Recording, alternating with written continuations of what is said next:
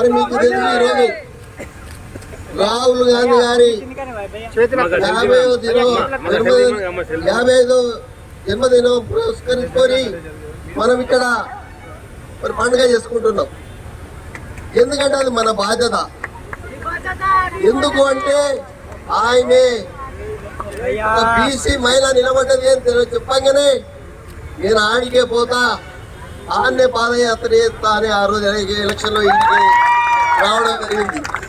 కాబట్టి మనం కృతజ్ఞంగా ఉండవలసిన బాధ్యత ఉంది. మీరు అర్థం చేసుకోవాలి, అది మనం గుర్తుపెట్టుకోవాలి ఎవరైనా. మరి ఈరోజు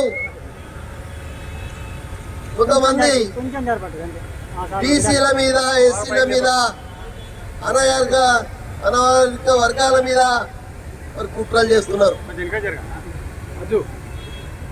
మీరు ఒక్కటే ఆలోచించండి. ఆ మధ్యలో కొండూరులో నిశ్శబ్దంగా ఉన్నాడు, వాళ్ళకు తెలియదు. నిశ్శబ్దంగా ఉండి బయటకు వస్తే అది ఒక విస్ఫోటం.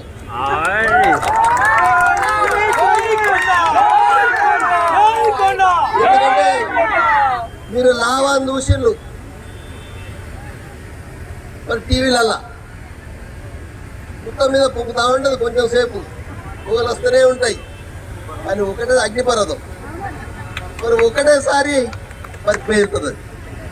నేను ఈ 20 రోజుల బట్టి తిరుగుతుంటే కొంతమంది నాయకులకు పాపం ఇడతలేదు. అగో ఏంది కొండమురళి, మనం గది చెప్తీవి, పెరాలసిస్ వచ్చిందని చెప్తీవి, అని నడవలేడని చెప్తీవి, అని మళ్ళా వెనుకకు మళ్ళా 10 ఏళ్ళు దాటి ఇటు వచ్చిండు, ఇదేం కథ అని వాళ్ళకు బాధ. దాన్ని అక్కసు వెళ్ళబోసుకున్నందుకు వాళ్ళు అక్కడికి పోతారు, వచ్చిరాని మాటలు చెప్తారు.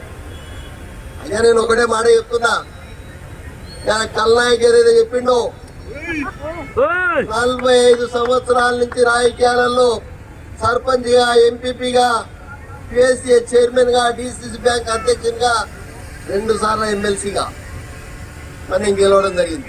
అది యునానిమస్ భారతదేశంలో ఎవడు గెలవలేదు, నేనే గెలవలేదు. నేను నామినేషన్ వేస్తే ఎవడు కూడా వేయలే.